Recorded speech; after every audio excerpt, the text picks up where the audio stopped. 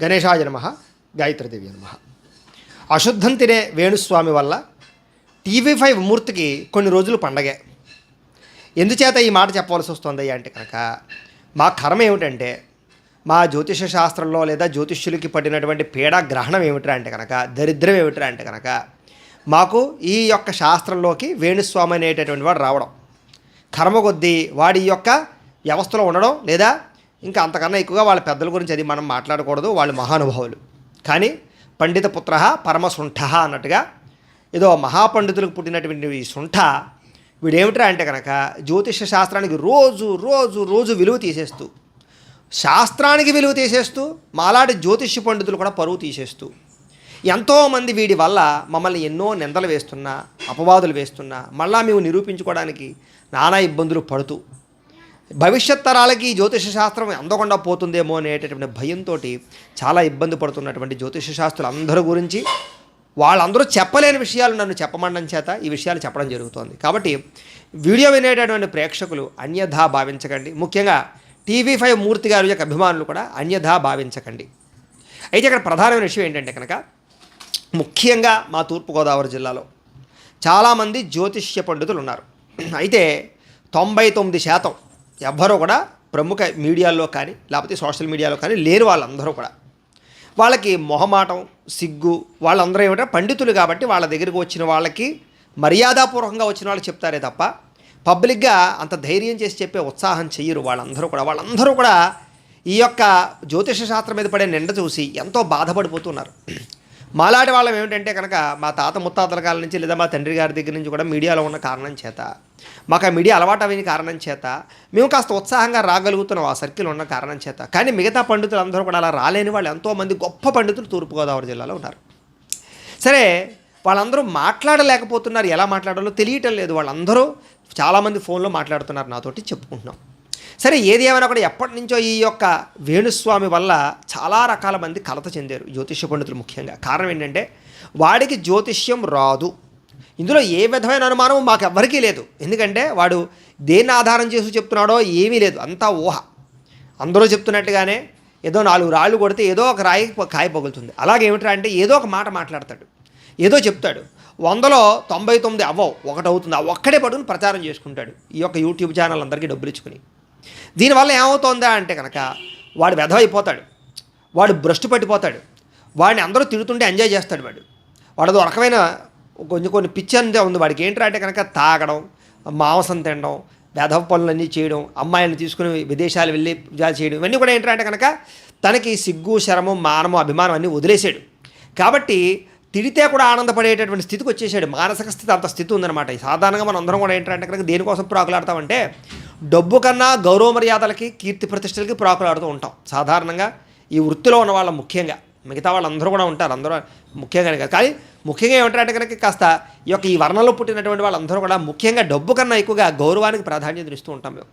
అలాంటిది వాడికి గౌరవం కానీ ఏమీ అక్కర్లేదు, వాడికి సాంప్రదాయం కానీ అక్కర్లేదు. ఎందుకంటే డబ్బు ఉంటే అన్నీ వచ్చేస్తాయి అనుకుంటున్నాడు వాడు. ప్రచారం, డబ్బుతో వ్యవహారం అన్నీ కొనేయచ్చు అనుకుంటున్నాడు, డబ్బుతో మీడియాను కొనేయచ్చు అనుకుంటున్నాడు.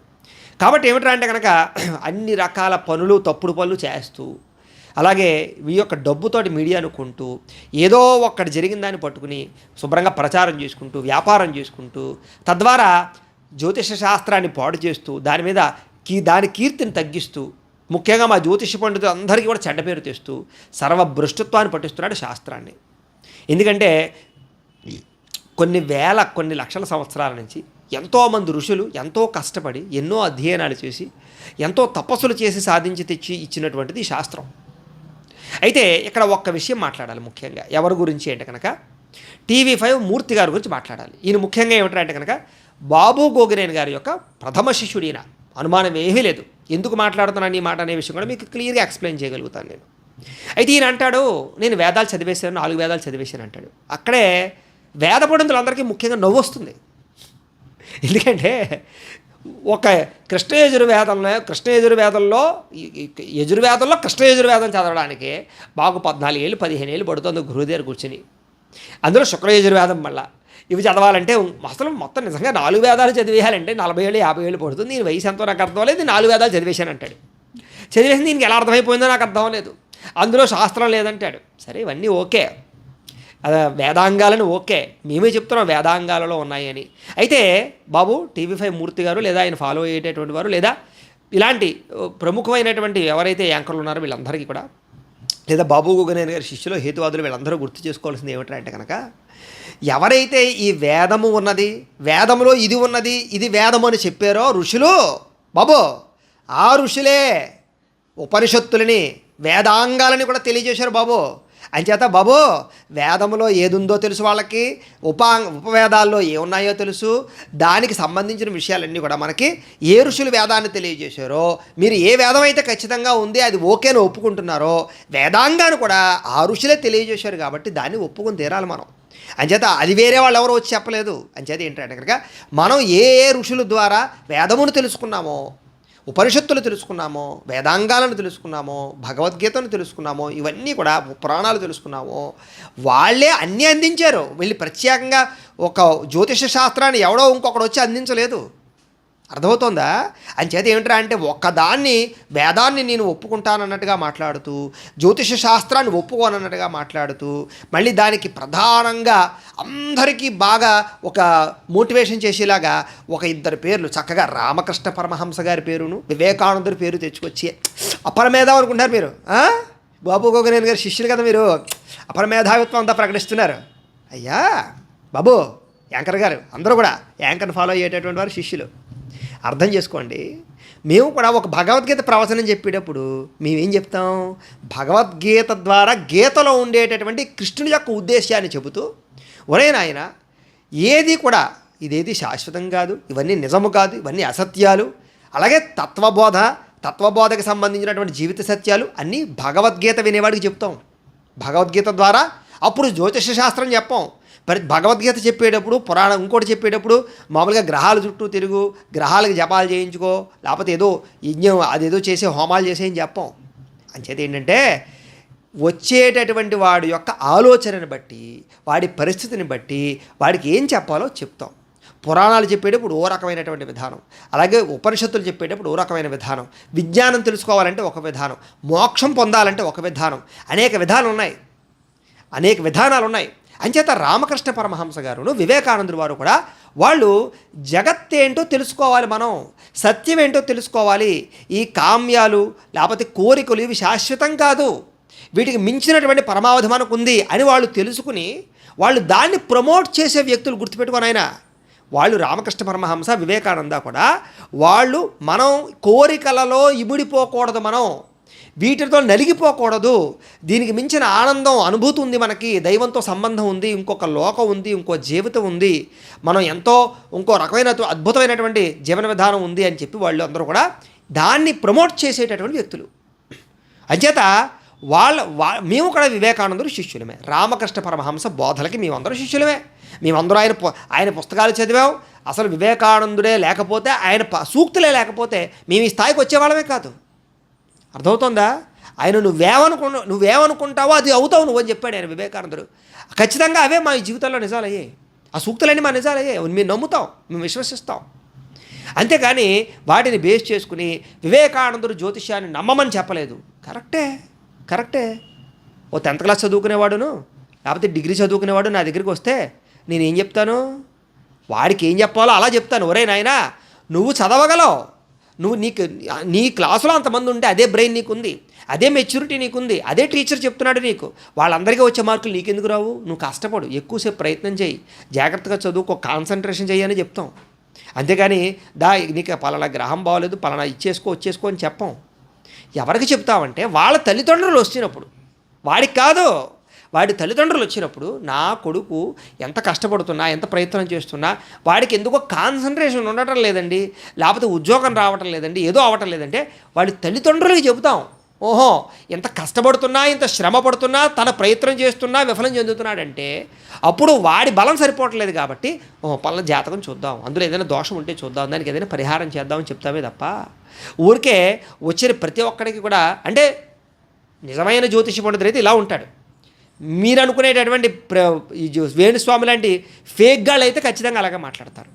అంచేది ఏమిటంటే అంటే బాబు మీకు తెలుసుకోవాల్సిన విషయం ఏంటంటే మేము స్వామి వివేకానందుడు సూక్తులు అనుసరించేటటువంటి వాళ్ళు మేము కూడా ఫస్ట్ ఆఫ్ ఆల్ నేను కూడా మీరు ఒకసారి నా వీడియోలు గమనించండి. నేను లాస్ట్లో చిన్న వీడియో పెడతాను. ఏమిటంటే కనుక సమస్య లేని మానవుడు ఉండడు. సాక్షాత్తు భగవంతుడే మానవావతారం ఎత్తినా కూడా ఏదో ఒక సమస్యలో ఇబ్బంది పడతాడు. అంచేత రాముడు కృష్ణుడు కూడా ఇబ్బందులు పడిన వాళ్ళే. కాబట్టి సమస్య లేని మానవుడు ఉండడు. అయితే అలాంటి ఏదైనా చిన్న చిన్న సమస్యలు వచ్చినప్పుడు భగవంతుడు మనకిచ్చినటువంటి శక్తితోటి వాటిని ఎదుర్కోవడానికి ప్రయత్నం చేయాలి. ఏం చేయాలి? భగవంతుడు మనకిచ్చినటువంటి శక్తితోటి వాటిని ఎదుర్కోవడానికి ప్రయత్నం చేయాలి. అయినా కూడా మనం ఏదైతే సాధించలేకపోతున్నామో ఎదుర్కోలేకపోతున్నామో అలాంటి సమయంలో మాత్రమే మాలాంటి పండితుల దగ్గరికి వచ్చి లేదా ఏదైనా సమస్య ఉందా, జ్యోతిష్యుల సమస్య ఉందా తెలుసుకుని దానికి ఏదైనా పరిహారాలు చేసుకోవాలి అని ఖచ్చితంగా నేను ప్రతి వీడియోలో చివరి ఈ విషయం చెప్తాను. కారణం ఏంటంటే నేను వివేకానంద శిష్యుడిని, రామకృష్ణ పరమహంస యొక్క ఫాలోవర్ని కాబట్టి. అంతేగాని నా జ్యోతిష శాస్త్రం రుద్దాలని కాదు ఇక్కడ. అంచేది ఏంటంటే వాళ్ళు యువత ఇలాంటి జ్యోతిష్యం పెట్టుకుంటే లేకపోతే ఇలాంటి ఫేక్ గాళ్ళ దగ్గరికి వెళితే ఆ ఫేక్ గాళ్ళు నువ్వు చదవవు, నువ్వు ఎందుకు పనికిరావు అంటారేమో. ఫేక్ గాళ్ళు ఎక్కువగా ఉంటారు కాబట్టి అసలు జ్యోతిష శాస్త్రం జోలికి వెళ్ళకూడదు వీళ్ళు. అలాంటి నమ్మకాలు నమ్మకూడదు వీళ్ళు. మనిషిని బలహీనపరిచేటటువంటి విషయాలు చెప్పే మాటల జోలికి అసలు యువత వెళ్ళకూడదు. ఎందుకంటే యువత ముఖ్యం దేశానికి, యువత ఇంపార్టెంటు అని వివేకానందుడు మాట్లాడడానికి గల కారణాలు అవి. కారణం ఏంటంటే డిసప్పాయింట్ చేసేవాళ్ళు ఎక్కువ ఉంటారు ప్రపంచంలో. జ్యోతిష్యం పేరుతోటో ఇంకో పేరుతోటో కరెక్ట్గా జ్యోతిష్యం చెప్పేవాళ్ళు తక్కువ మంది ఉంటారు. వాళ్ళ దగ్గరికి వీళ్ళు వెళ్ళలేకపోవచ్చు. కాబట్టి అసలు ఒరే నాయన యువత మీకు అలసి దాని పని లేదురా, దాన్ని మించింది మీ శక్తిరా, మీ మనోశక్తిరా, మనోనిగ్రహం రా, మీ మనసురా, మీ యొక్క సంకల్ప బలం రా. కాబట్టి దాని మీద కాన్సన్ట్రేషన్ చేయండి రా. అది ఉంటే మేము ఏం చేయలేరు అని చెప్పాడు. అంతేగాని జ్యోతిష శాస్త్రం తప్పని ఆయన చెప్పలేదు, దాన్ని అవహేళన ఆయన చేయలేదు. అంతేగాని అంతేత బాబు గోగినేని గారి శిష్యుడు బాబు గోగినేని గారు 20 డైలాగులు చెప్పాడు, అవి ఈయన ఫాలో అవుతున్నాడు. అలాగే రామకృష్ణ పరమహంస అవ్వచ్చు, ఇలా కొంతమంది మహానుభావులు అందరూ కూడా అదే చెప్పారు. మేమైనా ఉపన్యాసాలు ప్రవచనాలు చెప్పాడు అప్పుడు అవే చెప్తాం. భగవత్ శక్తి ఉంది, ఇవన్నీ వేస్ట్. ఖచ్చితమే మీరు పెట్టినటువంటి వీడియోలు అలాగే సాక్షాత్ వెంకటేశ్వర స్వామి వారి యొక్క పాద స్పర్శకు కూడా పనిచేయ విగ్రహాలు నిజమే. భగవతారు రోజు నిత్యం భగవంతుడు ఆరాధన చేసుకునే వాడికి, నిత్యం భగవతార్చన చేసుకునేటటువంటి వాడికి, నిత్యం దేవతార్చన చేసుకునేటటువంటి వాడికి వాడి ప్రభావం ఉండదు. చాలామందికి ఏళ్ళనడిచని వస్తుంది. వెంకటేశ్వర స్వామి వారి భక్తులకో, రోజు శివారాధన చేసేవాడికో, రోజు విష్ణు సహస్రం పారాయణ చేసేవాడికో అందరికీ ఉన్నంత ఏళ్ళనడిచిన బాధ ఉండదు. కాలు ఇరిగిపోయేటటువంటిది కారు చిన్న దెబ్బ తగిలిపోతుంటుంది వాడికి. ఎవడు కాపాడాడు? భగవత్ శక్తే కాపాడింది. మేము అదే చెప్తాం. కానీ అందరూ అలా చేసుకోగలుగుతున్నారా ఈ రోజుల్లో? అందరూ ఆ రకంగా దేవతారాధన చేయగలుగుతున్నారా? సమయాలు ఉంటున్నాయా? ఉండటం లేదు. అంచేత ఏదో పెళ్ళవక సంతానాలు కలక్క అనేక రకాల సమస్యలతో ఇబ్బంది పడేటప్పుడు ఖచ్చితంగా వాళ్ళ బాధ భరించలేనప్పుడు, వాళ్ళకి దైవం మీద నమ్మకం ఉన్నప్పుడు, శాస్త్రం మీద నమ్మకం ఉన్నప్పుడు వాళ్ళు మా దగ్గరకు వచ్చినప్పుడు పలానా పని చేసుకో, పలానా హోమం చేసుకో, పలానా జపం చేసుకో, పలానా గుడికి వెళ్ళు అని చెప్పడంలో తప్పేమిటి? ఇది ప్రధాన విషయం. ఇంకా ఇంకో విషయానికి వద్దాం. ఏమిటంటే అబ్బాబే ఈ జ్యోతిష శాస్త్రాన్ని నమ్మడానికి వెళ్ళలేదండి, ఇదేం పని అవదండి, నేను చాలామంది చేసి చూపించేసుకున్నానండి, ఎవడు చెప్పింది కరెక్ట్ కాదండి. ఎక్కడ చెప్పించేసుకున్నావు? ఎవరు చెప్పేశారు నీకు? ఒకసారి తూర్పుగోదావరి జిల్లాకి రా, లేకపోతే నా ఫోన్ నెంబర్ తీసుకుని నాకు ఫోన్ చేయి, నేను చెప్తానో లేకపోతే ఇంకా ప్రముఖులు ఉన్నారు వాళ్ళ దగ్గర తీసుకెళ్తాను. మీ పర్సనల్ జాతకం, మీ కరెక్ట్ డేట్ ఆఫ్ బర్త్ ఏమో పట్టరా, ఓ 4-5 దగ్గరికి వెళదాం నాతో పాటుగా. ఫస్ట్ నేను చెప్పడానికి ప్రయత్నం చేస్తాను. నీకు నచ్చలేదు ఇంకో 2-3 చూపిస్తాను. మ్యాక్సిమం నీకు ఏదైనా వాళ్ళు చెప్పేటటువంటి విషయంలో శాస్త్రం ఉందా లేదా, అది చెప్పేటటువంటి దాంట్లో నిజం ఉందా లేదా ఫస్ట్ అధ్యయనం చేయడంలో తప్పేంటి? ఇంకా సొంతంగా పైచం ఏదొస్తే అది మనం ప్రకటించేయడమేనా? సరే అవన్నీ పక్కన పెట్టి ఒక 2 నెలలు 3 నెలల్లో కొన్ని పుస్తకాలు, నువ్వు 4 గ్రంథాలు ఇస్తాను నేను. ఆ 4 గ్రంథాలు కాస్త అధ్యయనం చేసి ఓ 20-30 డేట్ ఆఫ్ బర్త్లు ఇస్తాను, తీసుకుని పరిశీలన చేసి అది గ్రంథం ప్రకారం దీని ప్రకారంగా పరిశీలన చేసి కొన్నైనా జరుగుతున్నా లేదా ఎందుకు పరిశీలన చేయకూడదు? చేసాక మాట్లాడండి, ఒప్పుకుంటాం మేమందరం కూడా. ఎందుకంటే మేము కూడా ఫస్ట్ నాస్తికులమే. మేము కూడా తెంగరోళ్ళలా ఏమి ప్రతిదాన్ని నమ్మట్లేదు. మా దగ్గరికి ఎవడో వస్తాడు, జాతకం ఇస్తాడు, పలానా కుజురు బాగోకపోయినా లేకపోతే పలానా ఒక గ్రహం బాగలేకపోయినా, ఒరే నెల నీకు పెళ్ళి అయిందా అవ్వలేదు కదా అని అడిగితే అవ్వలేదని చెప్తున్నాడు అంటే జాతకంలో ఉన్నది వాడికి కనపడుతుంది మాకు. పలానా రాహు పలానా బుధుడు నీచ స్థితిలో ఉండడమో లేకపోతే వాడికి కాంబినేషన్ బాగలేకపోవడంలో చూపించాడు అనుకోండి, ఒరే నాన్న నువ్వు జోదంలో ఏదైనా డబ్బులు పోగొట్టుకున్నావా లేకపోతే వ్యాపారంలో డబ్బులు పోగొట్టుకున్నావా అంటే అవునండి అంటున్నాడు. అంటే నేను చూసిన జాతకంలో రాహువో బుధుడో కాంబినేషనో లేకపోతే ఇంకొక కాంబినేషన్ బాగోలేకపోతే వాడికి అలా జరుగుతోంది. అవునా అంటే అవునంటున్నాడు. మరి నేను నమ్మాలక్కర్లేదా దాన్ని? ఇవన్నీ మేము కేస్ స్టడీస్ చేస్తున్నాం కాబట్టి, మేము చూస్తున్నాం కాబట్టి మాకు అర్థమవుతోంది. కాబట్టి జ్యోతిష శాస్త్రం లేదని కొట్టిపాడేయడానికి వీల్లేదు. ఎందుకంటే చిట్ట చివరికి ఎవడైనా సరే లేదనుకునేవాడు 4 పుస్తకాలు చదివి 4 గురువుల దగ్గర నేర్చుకుని మళ్ళీ వాడు చూస్తే వాడికి బుద్ధి వచ్చేస్తుంది. అలా బుద్ధి తెచ్చుకునే వాళ్ళు చాలామంది ఉన్నారు తెలుసా. అంచేత ఏమిట్రా అంటే కనుక జ్యోతిష శాస్త్రం ఉంది, చెప్పేవాళ్ళు ఉన్నారు, చెప్పేవాళ్ళ గురించి వదిలే 4 పుస్తకాలు ఇస్తాను, కరెక్ట్గా 4 పుస్తకాలు. అవి ఒక 2 నెలలు 3 నెలలు పడతాయి నీకు అర్థం చేసుకోవడానికి లేదా చదవడానికి. మీకు అవి చదవండి, చదివి ఓ 10, 20 డేట్ ఆఫ్ బర్త్లు ఖచ్చితమైన కరెక్ట్గా ఉన్న డేట్ ఆఫ్ బర్త్లు, అంటే నార్మల్ డెలివరీ అయిన డేట్ ఆఫ్ బర్త్లు తీసుకోండి, ఆపరేషన్ చేసినవి కాకుండా తీసుకుని చక్కగా మీరు అది ఇది పక్కన పెట్టుకుని ఇందులో ఉన్నట్టుగా ఇందులో వాడికి జరుగుతోందో లేదా అనేది అధ్యయనం చేయండి. అవ్వలేదనుకోండి అప్పుడు రండి, మేము ఒప్పుకుంటాం, మేము కూడా అధ్యయనం చేసుకుంటాం, కరెక్ట్గా కాదో చూసుకుంటాం. అంతేకాని 4 వేదాలు చదివేశాను, ఏదో చదివేశాను అంత వేళాకోళం మాటలు మాట్లాడితే కాస్త అంటే అవి తెలియని వాళ్ళకి ఎలాగైతే ఈ ఫేక్ గడు వేణుస్వామి గారు చెప్పేటటువంటివి నమ్ముతున్నారో జనాలు, అలాగే మీరు చెప్పేవి జనాలు నమ్ముతున్నారు. అర్థమవుతుందా? జనాలు అమాయకులకు మీరు చెప్పింది కూడా అలా ఉంటుందన్నమాట. అంచేత అలాంటి మాటలు ఎప్పుడు మాట్లాడకండి.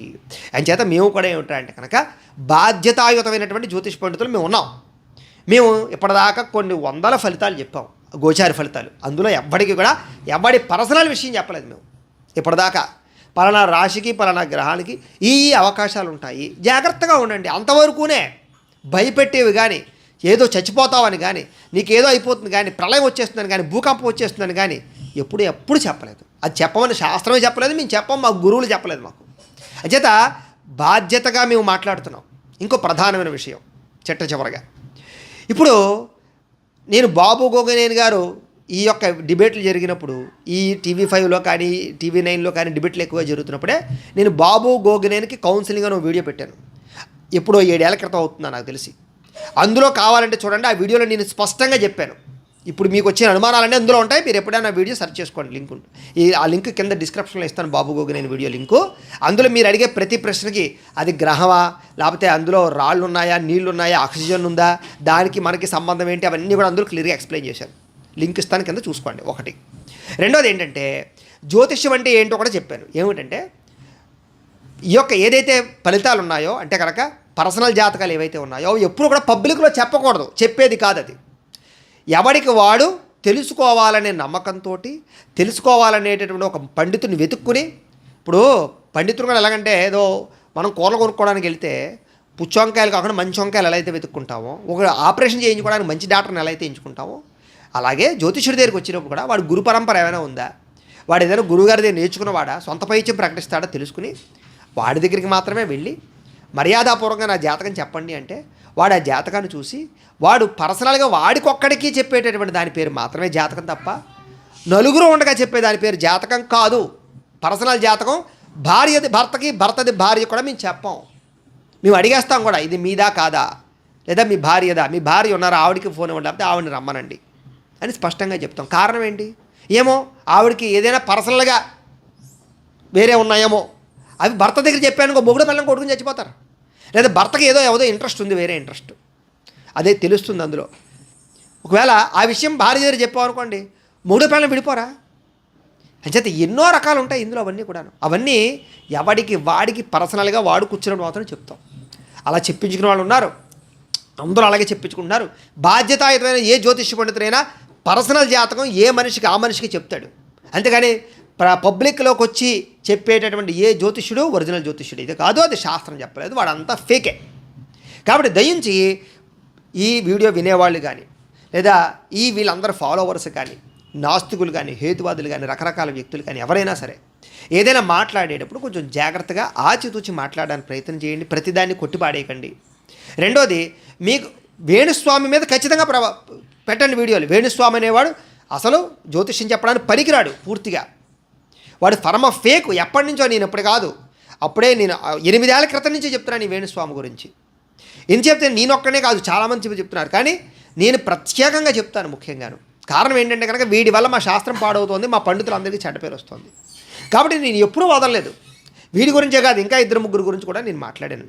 అలా ఎవరు ఇందులో తేడా ఉన్నా నేను మాట్లాడతాను. ఎందుకంటే నేను ఇందులో అబద్ధం ఏం చెప్పడం లేదు, నా సొంత పైత్యం ప్రకటించడం లేదు, ఉన్నది సత్యం ఏదైతే ఉందో అది చెప్తున్నాను. కాబట్టి ఖచ్చితంగా నేను మాట్లాడతాను.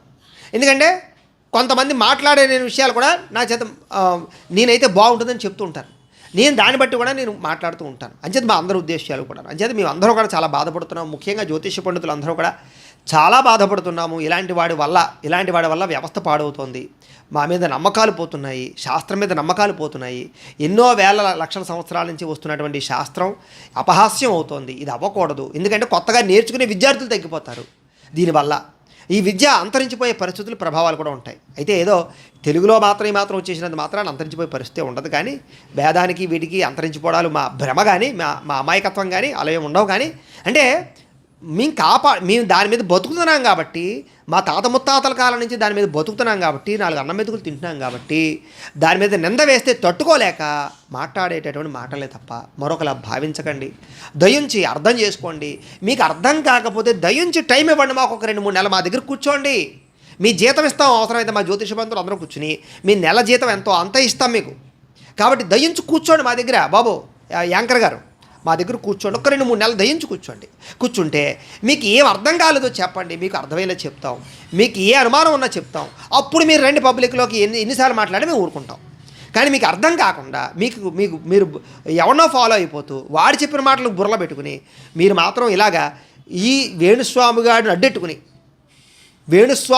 ఆ దొంగనా కొడుకుని అడ్డెట్టుకుని వాడిని బేస్ చేసుకుని శాస్త్రమే నిందేయడానికి చేసే వీడియోలు మాత్రం దయించి చేయకండి. అది మంచి పద్ధతి కాదు అని తెలియజేస్తూ, ముఖ్యంగా ఈ వేణుస్వామి అశుద్ధం తింటున్నాడు వీడు, అన్నం అయితే తిండవీడు. ఎందుకంటే ఇదివరకే మాట్లాడాడు, మీ ధనిష్ఠలో కనుక ఏదో ఉంటే, ధనిష్ఠలో బలుపు ఏదో ఉంటే ఏదో చెప్పాడు. మొత్తం మీద మీరు అన్నం తింటున్నారు, అశుద్ధం తింటే కనుక జగన్ ఎలక్షన్ అయ్యాక రండి మాట్లాడుకుందాం అన్నాడు. అంచేత ఇప్పుడు అశుద్ధం తింటున్నాడని వాడే ఒప్పేసుకున్నాడు. అంచేది ఏమిటంటే కనుక ధనిష్ఠలో దమ్ముందా అనేవాడు. వీడికి ధనిష్ఠలో దమ్ము ఇంకోటి అది ఏమీ లేదు వీడికి.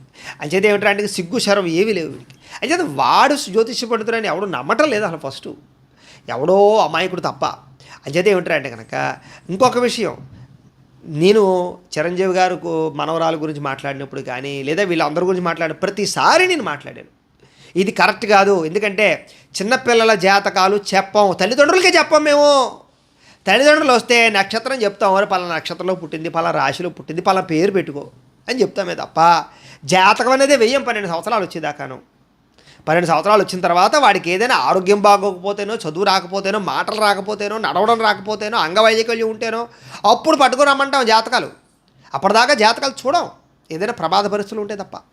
అంచేత చిన్నపిల్లల జాతకాలు చెప్తుంటే ఎంత అసహ్యం వేసిందంటే వాడి మీద, అంత అసహ్యం వేసింది. ఇంకంతకన్నా చెప్పకూడదు. అదేది ఏమిటంటే కనుక చిచ్చి మా కర్మ ఒకటే అనుకుంటున్నాం.